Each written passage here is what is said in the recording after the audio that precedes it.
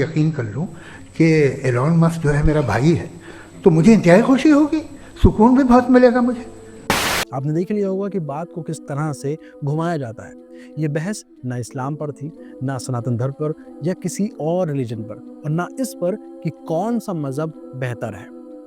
سوال صرف اتنا تھا، بات صرف اتنی تھی کہ ڈز گاڈ ایگزسٹ، یعنی خدا، ایشور، بھگوان، اللہ، گاڈ، کیا اس کا وجود ہے یا نہیں؟ لیکن کیونکہ جاوید اختر کے سامنے مفتی شمائل ندوی صاحب تھے تو ایک بہت ہی عجیب اور بہت ہی مزیدار بات یہاں دیکھنے کو ملتی ہے، اور وہ یہ کہ گاڈ کو ماننے والے لوگ ایک ایسے شخص کی سائڈ کھڑے ہو گئے جو خود گاڈ کے وجود کو ہی نہیں مانتا۔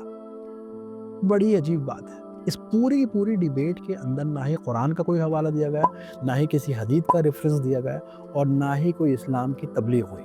صرف اور صرف گاڈ کے ایگزسٹنس پر بات ہوئی۔ وہ بھگوان جو ہندوؤں کا بھی ہے، وہ گاڈ جو کرسچنز کا بھی ہے، وہ اللہ جو مسلمان کا بھی ہے، اس کے اوپر بات ہوئی۔ اصل مسئلہ یہاں دلیل کا نہیں ہے، اصل مسئلہ ہے نام کا۔ اردو نام، مسلم پہچان، اس لیے لبرل اور رائٹ ونگز دونوں ہی نریٹو ایکٹیویٹ ہو گئے اور بحث کو پالیٹکس اور ایموشنز کی طرف گھسیٹ لیا گیا۔ مفتی شمائل ندوی صاحب شروع سے لے کر آخر تک سیدھے سوال پر لگے رہے، ریزن، فلسفی اور لاجک کے ساتھ بات کی، اور وہیں دوسری طرف ریلیجن کے اوپر تنقید شروع ہو گئی۔ سوشل اور پولیٹیکل ٹاپکس کو بیچ میں لے کر آیا گیا، مگر گاڈ کے نہ ہونے کی کوئی بھی سالڈ فلسفیکل آرگومنٹ نہیں آئی۔ یہی اعتراضات صدیوں پہلے بھی اٹھایا گیا تھا، اور اس کا جواب پہلے سے موجود ہے۔ اگر خدا سامنے آ جائے تو امتحان کا مطلب ہی ختم ہو جائے گا۔